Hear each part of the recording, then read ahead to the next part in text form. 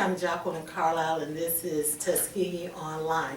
I am here with Mayor Johnny Ford, who is running for another term as mayor for the city of Tuskegee. How are you doing, sir? Jackie, always good to see you. I just saw you a few minutes ago. Yes, sir. There are some wonderful things going on in the community, and Really that's why we were able to see each other, because of some of the Yeah. great progress that has been made in Tuskegee. Well, one of the most wonderful things that's happened is the fact that we're on this television station. Yes, sir.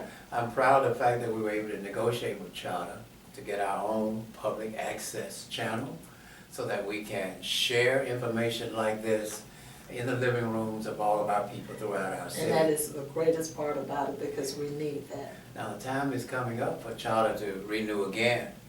Our original idea was to own our own Charter service and cable service.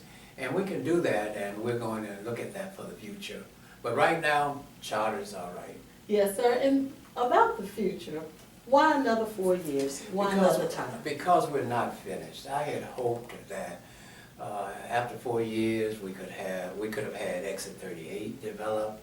We could have had Victoryland open and going again with those 2,300 people working. And some people ask the question, well, you know, Victoryland is located in Shorter. Well, it may be located in Shorter, but Victoryland benefits all of us here in Macon County. I had hoped that by now we would have a hospital for our community. I had hoped by now that we would have redeveloped and painted up and fixed up downtown. I had hoped that we would have gotten some more commercial businesses in the Washington Plaza. There are just so many, many things that still need to be done. So we're not finished. Primarily, I have found that with this form of government, the city manager form of government, it has taken so much longer to get things done. Now, that's not a criticism. I just prefer the mayor-council form of government, because in a mayor-council form of government, you elect a mayor and a mayor who works for the people rather than a city manager who works for a salary. Now, that's no criticism. The point I'm stressing here is the mayor can cut the red tape, he can get things done. He's 24/7. I mean, you know, it's really, for a small town, people want things to get done. They don't want excuses. They don't want us having to put things off. And so, unfortunately, over the last 4 years, we have not been able to accomplish all the things that we had hoped to do.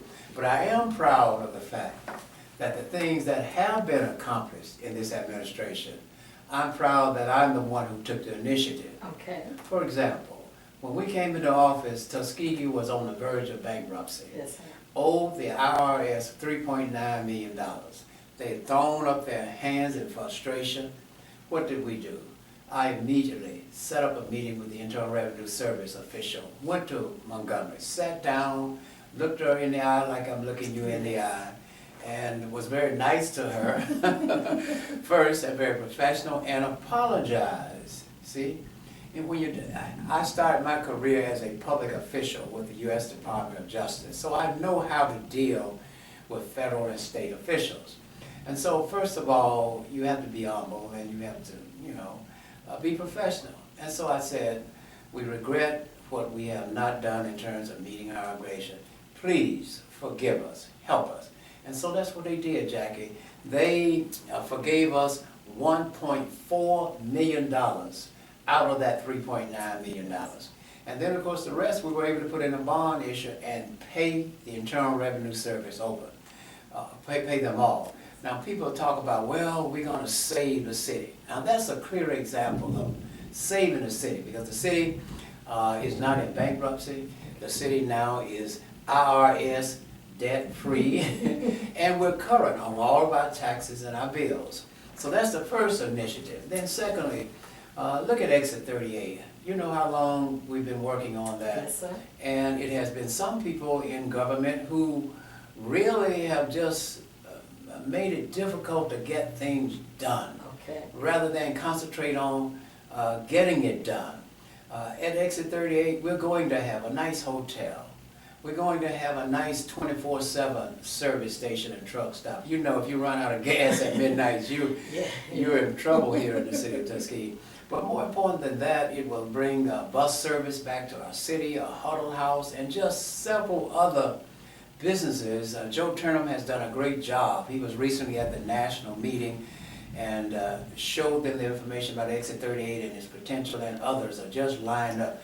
They're waiting on us to break ground and to move forward. So finally, a couple of weeks ago, the corporate district and the utilities board, they authorized us to move ahead, and we signed the first agreement with Kish Desai. He can move ahead. Yes, sir. Now Jeff Potter is next. And so that project is underway.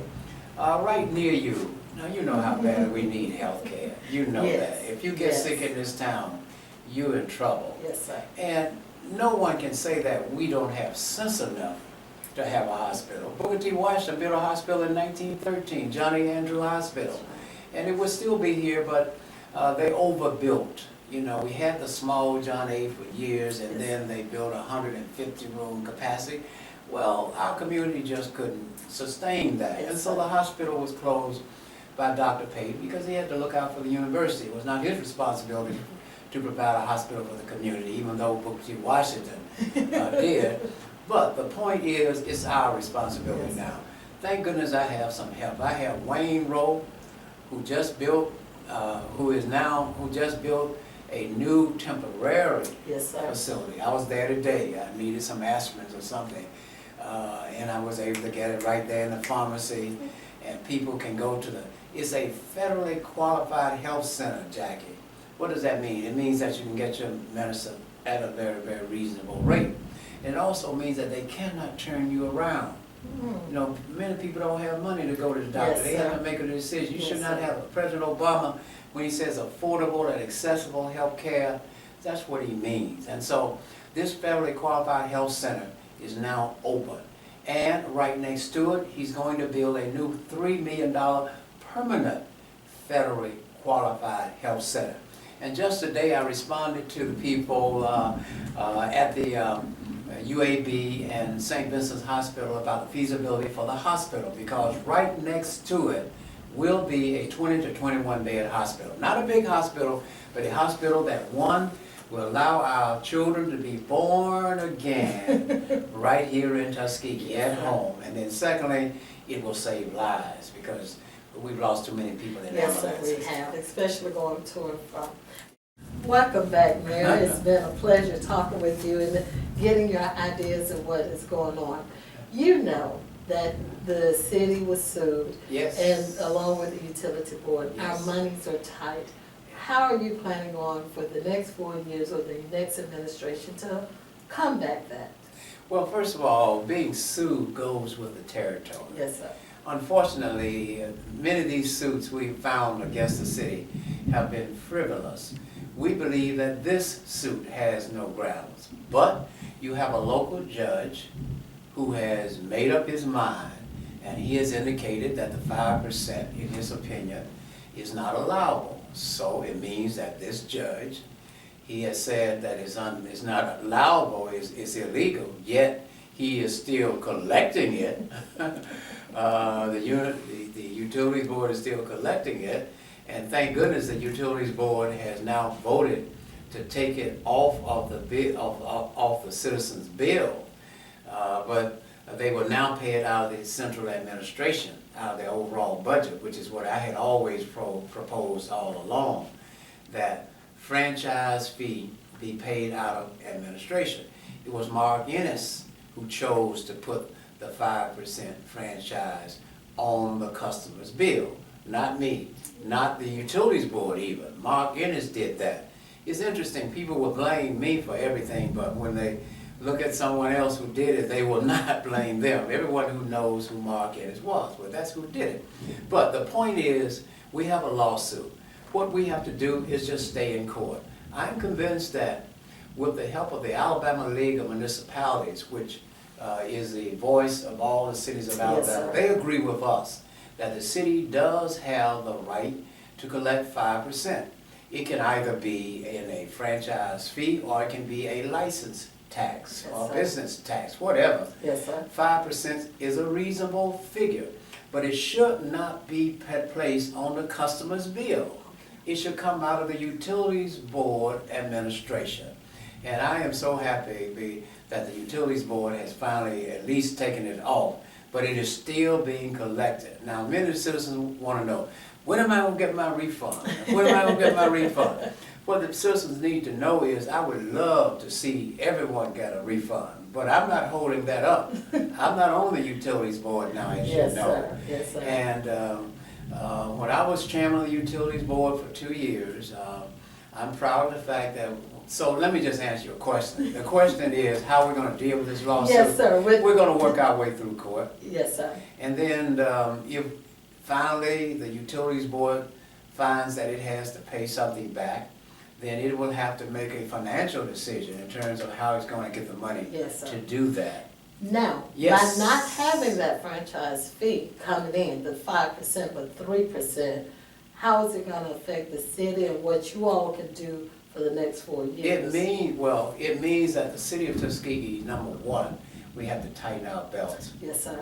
That's one of the reasons why I propose, instead of us having a city management form of government, which I think actually costs more than a simple mayor-council form. First of all, you don't have to pay that administrative cost.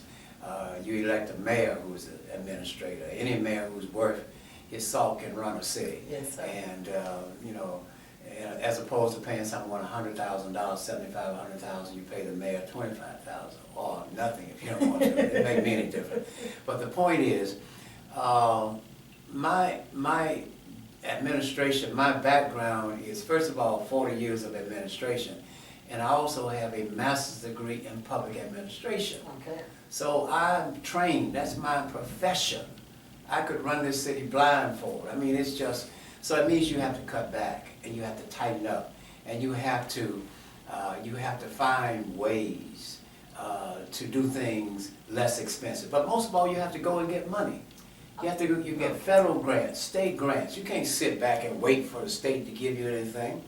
Right now, the mayor has no authority over administration. Yes, sir. All I do with this position under this form of government is set policy and preside over the council meetings. So to answer your question is how will we deal with it in the future? We'll deal with it head on, straight on. We will let the courts run their course. We'll take it all the way to the Supreme Court. And whatever the court decides, that's what we'll do. In the meantime, we will trim the city's budget and do with what we have. We'll work within that budget. I don't propose increasing taxes on the general government side. Yes, sir. Now, the utility board will have to look at their operation. They will have to determine, since it's coming out of their administrative costs, they may have to do a rate study, see where their rates are, and make an adjustment. But that's what the utilities board will have to do. That's not a decision for the mayor and the council. But as far as the city government is, whatever money we have, that's what we'll live with. Would you even consider cutting employees or reducing Well, the workforce? I think what we need to do is have the kind of a management that will cause and inspire employees to perform even greater and do more and have an incentive to do more. I do not foresee us adding new employees. Yes, sir. As they reach retirement, let me also say, many employees have reached retirement age. So we can work out something with them. So yes, I think that we can reduce the force through retirement and attrition without just cutting back. We may have to cut the number of days from 5 to 4 days. We may have to do things like that. Yes, sir. But the basic things like police, fire, streets, and picking up the garbage and the trash and fixing these streets, those basic things we would do.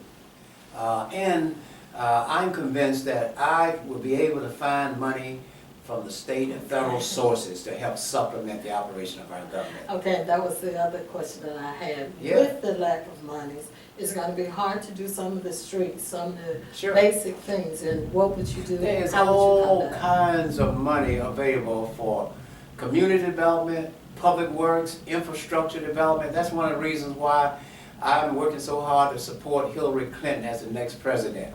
As her delegate, I would be there to vote for her, and I want her to become president because Hillary in the White House and Mayor Ford in Tuskegee, we're going to work together because I have a contact relationship with the White House now, and under Hillary I'll have that same relationship. I'll be able to go to HUD and Commerce and other agencies and get money for transportational purposes and streets and infrastructure, money from the state of Alabama.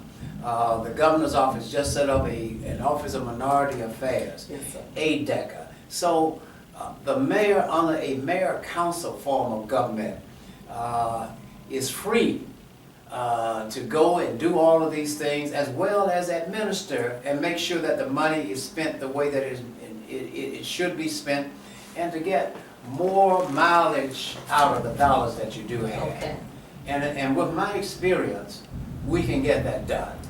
I can remember when the city was very small. We operate now like a big city, but we're still a small city. Yes, sir.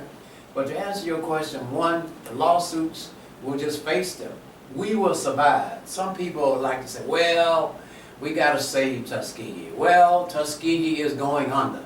No, listen, Tuskegee is not going under. We have lawsuits, we'll deal with them, whatever we have to cut our budget, we'll do that. But Tuskegee will never, never fail. Last question, well, maybe That's not okay. last question.